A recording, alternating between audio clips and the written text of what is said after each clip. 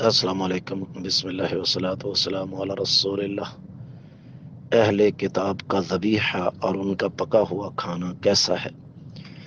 میرے عزیز، اہل کتاب اگر اسلامی طریقے سے ذبح کریں، جھٹکا نہ کریں، پھر تو کوئی حرج والی بات نہیں ہے۔